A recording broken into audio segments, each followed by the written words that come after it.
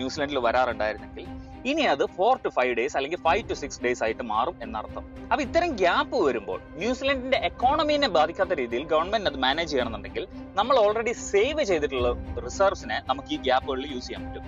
But at some point we will run out of those reserves. അപ്പൊ imagine A situation where ന്യൂസിലൻഡിലോട്ട് വരുന്ന ഷിപ്മെന്റിന്റെ ഗ്യാപ്പും ഭയങ്കരമായിട്ട് കൂടുന്നു, ഇവിടെയുള്ള റിസർവ്സും ഭയങ്കരമായിട്ട് കുറയുന്നു. And the probability of that happening depends on എത്ര കാലം സ്ട്രേറ്റ് ഓഫ് ഹോർമൂസ് അടച്ചിട്ടിരിക്കുന്നുള്ളത്. പക്ഷെ നേരത്തെ പറഞ്ഞ പോലെ സ്ട്രേറ്റ് ഓഫ് ഹോർമൂസ് തുറന്നാലും ഇനി പഴയ പോലെ ആവാൻ അത്ര എളുപ്പമല്ല.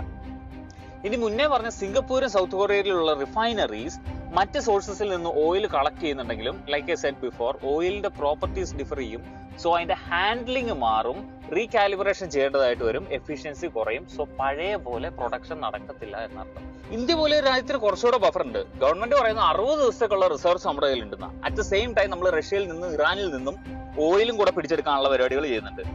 വിച്ച് മീൻസ് ആ ഒരു ഗ്യാപ്പ് ഫുള്ളി ഫിൽ ആവത്തില്ലെങ്കിലും up to a certain extent നമുക്ക് ഇമ്മ്യൂണിറ്റി ഉണ്ടെന്ന് അർത്ഥം.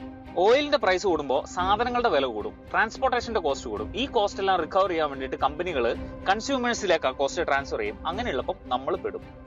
ഹൈലി ഇമ്പോർട്ട് ഡിപെൻഡന്റ് ആയിട്ടുള്ള രാജ്യങ്ങൾ ക്രൂഡ് ഓയിലോ റിഫൈൻഡ് ഓയിൽ പ്രൊഡക്ട്സോ അല്ലെങ്കിൽ മറ്റ് ബേസിക് കാര്യങ്ങളോ ഇമ്പോർട്ട് ചെയ്യാൻ വേണ്ടിയിട്ട് കൂടുതൽ ക്യാഷ് മാറ്റി വെക്കേണ്ടതായിട്ട് വരും. വിച്ച് മീൻസ് ലെസ് ഇമ്പോർട്ടന്റ് ആയിട്ടുള്ള ബിസിനസ്സുകളിലോട്ടും പ്രോജക്ട്സുകളിലോട്ടും മാറ്റി വെക്കുന്ന ക്യാഷ് കുറയും. വിച്ച് മീൻസ് ബിസിനസ്സുകൾ സ്ലോ ആകും, പല ആളുകൾക്കും തൊഴിൽ നഷ്ടപ്പെടും.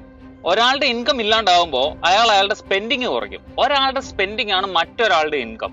അങ്ങനെയുള്ളപ്പോൾ മറ്റൊരാളുടെ ഇൻകവും അവിടെ അഫക്റ്റഡ് ആയി, അയാളുടെയും സ്പെൻഡിങ് കുറഞ്ഞു, ആൻഡ് അയാളെ റിലേ ചെയ്തിരുന്ന മറ്റൊരാളുടെയും ഇൻകം ഇല്ലാണ്ടായി.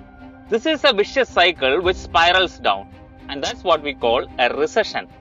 ഇതേ കാര്യം രാജ്യങ്ങളുടെ കാര്യത്തിൽ സംഭവിക്കും. ന്യൂസിലൻഡ് പോലെ ഒരു രാജ്യം ഇമ്പോർട്ട്സ് കുറച്ചു കഴിഞ്ഞാൽ ന്യൂസിലൻഡിലോട്ട് എക്സ്പോർട്ട് ചെയ്തുകൊണ്ട് ഇൻകം ഉണ്ടായിക്കൊണ്ടിരുന്ന ഒരു രാജ്യത്തിന്റെ ഇൻകവും ഇല്ലാണ്ടാവും. Which means അത് അങ്ങനെയും കണ്ടിന്യൂ ചെയ്യും, and that's what we call a global recession. ഇത് ഞാൻ ആരെയും പേടിപ്പിക്കാൻ വേണ്ടി പറഞ്ഞതല്ല. This is a truth. ഇനി ഇത് കേട്ടിട്ട് പേടിക്കേണ്ട ആവശ്യമുണ്ടോ എന്ന് ചോദിച്ചാൽ ഒരാവശ്യമില്ല. കാരണം പേടിച്ചാലും ഇതൊന്നും മാറാൻ പോകുന്നില്ല.